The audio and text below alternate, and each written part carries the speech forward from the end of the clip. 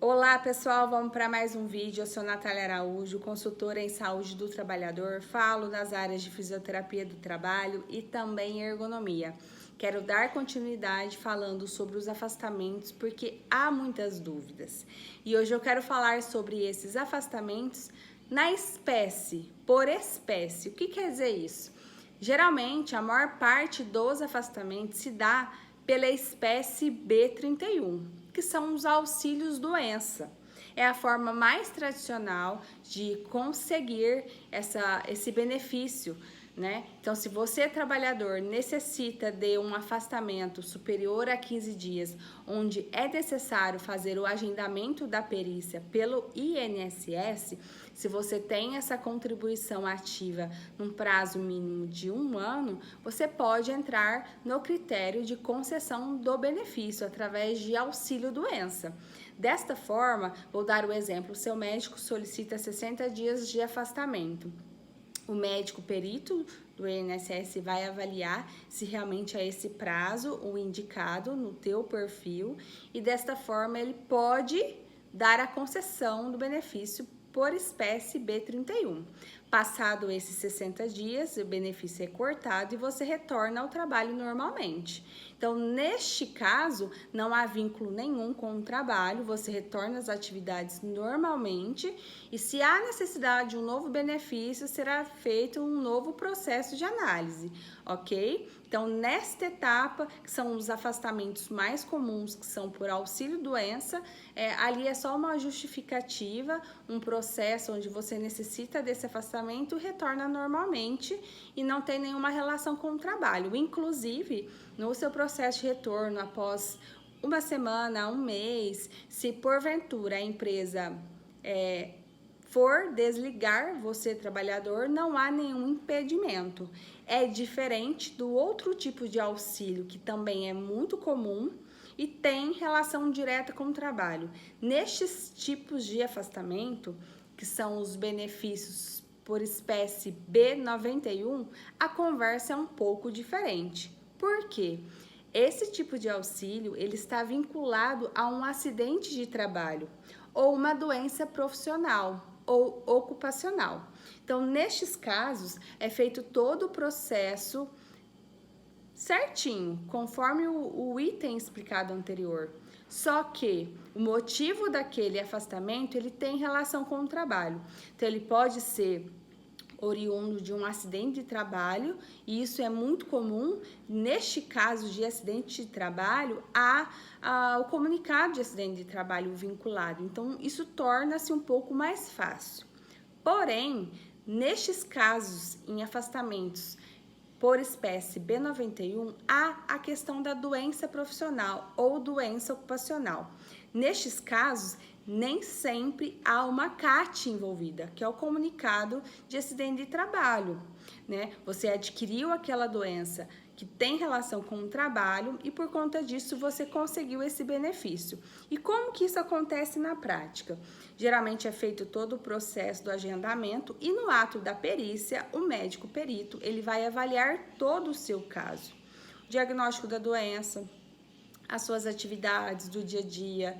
E nesta etapa, mesmo que não há CAT vinculada, o médico ele pode optar por classificar o seu afastamento por benefício B91.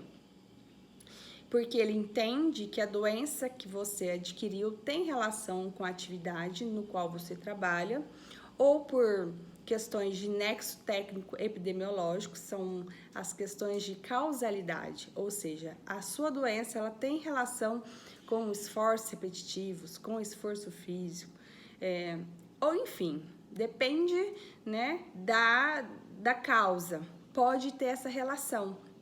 Então, nestes casos, é feito a concessão do benefício por espécie B91.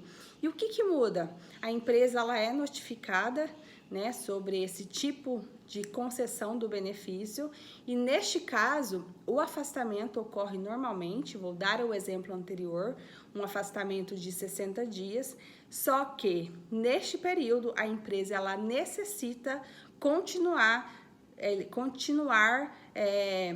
separando lá, recolhendo o FGTS. Então, precisa haver essa continuidade desses tipos de tributos, tá? E no retorno ao trabalho, esse trabalhador ele possui uma estabilidade, ele não pode ser desligado num prazo aí de 1 ano de retorno ao trabalho. Então, particularmente, essas são as duas condições que mais afastam os trabalhadores. Espécie B31, que não tem relação com o trabalho, é a existência de uma doença que necessita de um afastamento, ok? E tem esse outro tipo de benefício, que é por B91, que é decorrente a acidente de trabalho ou doença ocupacional, que possui essa ligação de nexo de causalidade, que está no poder do médico perito dar o parecer se tem ou não relação com o trabalho. Muda, sim, as tratativas dessas duas situações, pois pode acontecer de aquele trabalhador, no ato da perícia, após a avaliação do médico perito, e for concedido, de repente, a expectativa de todos era que seja dado um auxílio doença, espécie B31, e no ato da perícia foi determinada a concessão do benefício por B91. Então, há sim aquela sinalização que a empresa precisa ter se ela faz um trabalho voltado à gestão dos afastados, porque é importante esclarecer de fato se aquele motivo de afastamento tem relação ou não com o trabalho. Pode acontecer de não ter relação com o trabalho e mesmo assim, no ato da perícia for concedido desta forma, e nestes casos é muito importante as empresas que tenham um trabalho voltado à prevenção, tanto de NTEP, prevenção de FAP, gestão dos afastamentos, esse controle de saúde e medicina ocupacional. Por quê? Como existe a possibilidade da aplicação do NTEP, que é, de repente, o médico ele cruza os dados, o ramo de atividade da empresa, lá é uma empresa que ela possui um determinado tipo de risco, então automaticamente esse segmento de empresa ele pode predispor a esse tipo de lesão. Então é muito cômodo que seja feito o cruzamento desses dados e com base nisso ter, dado esse benefício por B91. Mas vamos usar um exemplo claro de que a empresa ela investe em prevenção, ela tem todo o programa de gerenciamento de riscos ocupacionais e que naquela empresa, por mais que exista aquele KINAI envolvido, aquele ramo de atividade, aquele segmento, existem vários procedimentos que tratam daqueles riscos de forma muito baixa ou até mesmo inexistente, e mesmo assim na perícia é concedido um acidente de trabalho. Então, para a empresa, isso não é justo, correto? Arcar com esse custo, porque vai virar um custo posteriormente, porque o INSS acaba cobrando da empresa posteriormente através de outros tipos de tributos envolvidos aí, que é o FAP. Então, assim, é muito importante que existe, na organização todo um trabalho voltado à prevenção.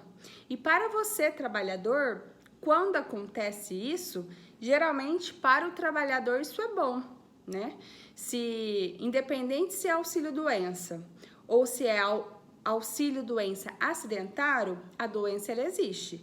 Sendo do trabalho ou não, já é um ato consumado e que aquele indivíduo possui a capacidade funcional dele restrita de forma temporária. Então, para o trabalhador é muito mais vantajoso que ele consiga esse benefício por B91. Mas é claro que isso não está no poder do trabalhador, e sim do médico perito. Então, por isso é importante sanar as dúvidas e que, basicamente, são os dois tipos de benefícios mais comuns concedidos pelo INSS, ok? Um sendo relacionado ao trabalho, que possui outros fatores envolvidos que acabam gerando dados importantes para a empresa gerenciar, e aquele afastamento que é por mera situação de doença que aquele trabalhador precisou do tratamento, que é muito comum também. E fora esses dois tipos de afastamentos mais comuns, mais frequentes, há outros tipos de afastamentos, só que são menos comuns. tá? Por que eles são menos comuns? Porque vai envolver uma análise mais aprofundada de benefícios por incapacidade. Então, nós sabemos que nós temos a incapacidade por invalidez, que acaba gerando uma aposentadoria. Isso daí é um outro critério que eu acho que precisa ser falado somente sobre isso, para sanar dúvidas. Mas existe outros dois benefícios que são menos frequentes, mas que há possibilidade, que são o espécie B94 e o espécie B36. E o que acontece? No B36, geralmente acontece aquele auxílio, é uma sequela, né, adquirida. Então, de repente, aquele trabalhador, ele teve uma doença e ele teve uma sequela permanente, ou seja, ele não vai melhorar, ou então ele precisa de um tempo maior.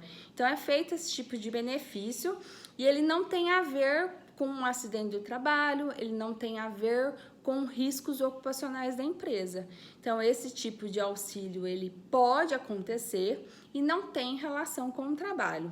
Diferente do auxílio dado, né, auxílio acidente vinculado ao trabalho, que é sempre por incapacidade permanente, uma sequela daquela doença, que é o benefício B94.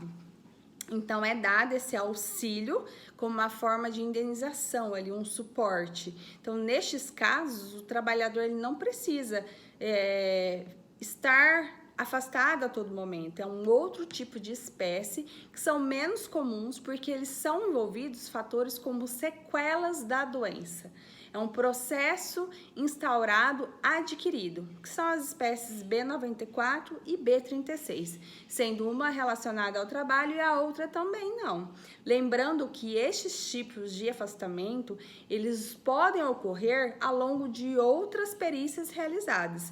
Então, eu vou dar o exemplo. Às vezes, aquele trabalhador passou por perícia, foi dado a espécie B31, em uma segunda, terceira análise, foi convertido esse benefício. E isso pode acontecer também com os benefícios. De repente, o trabalhador ele conseguiu um benefício por B31, auxílio doença, ele conseguiu uma vez, uma segunda vez, de repente é uma doença crônica que ele exige picos de tratamentos e neste período ele precisa do afastamento. E uma dessas etapas, ele fica afastado, depois ele retorna ao trabalho, depois ele retorna ao afastamento e fica esse ciclo vicioso, acaba que dando possibilidade a novos tipos de afastamentos em novas espécies, que é o caso da conversão do benefício B31 para 91. Em todos os casos, é muito importante que tanto o trabalhador saiba o tipo de benefício que ele está nesse processo de análise, o que é esperado, então tirar todas as dúvidas, com pessoas diferentes, né, tem o suporte da empresa, que tem o suporte jurídico, suporte do médico. Eu acho sempre importante o esclarecimento de ambas as partes. E na questão da empresa, processos de gestão de afastado, processos de controle de FAP, esse cuidado com a saúde do trabalhador para prevenir para que não ocorra acidentes de trabalho, prevenção para que não ocorra doenças ocupacionais, a prevenção para que não ocorra doenças profissionais. Então, isso é tudo um mix de situações que podem acontecer de forma preventiva para que não ocorra. E se ocorrer, né, se em algum momento aquele trabalhador precisa, ele tem uns recursos disponíveis e que a empresa também esteja preparada para conduzir da melhor forma possível esses possíveis benefícios que ocorram, tanto em um simples auxílio-doença, que é muito importante. De repente, aquele trabalhador, ele necessita do afastamento, ok, mas como que está a empresa? Como que vai ser a falta daquele funcionário, daquela mão de obra na empresa? Então, nós que atuamos com ergonomia, com saúde do trabalhador, temos aí um olhar na atividade.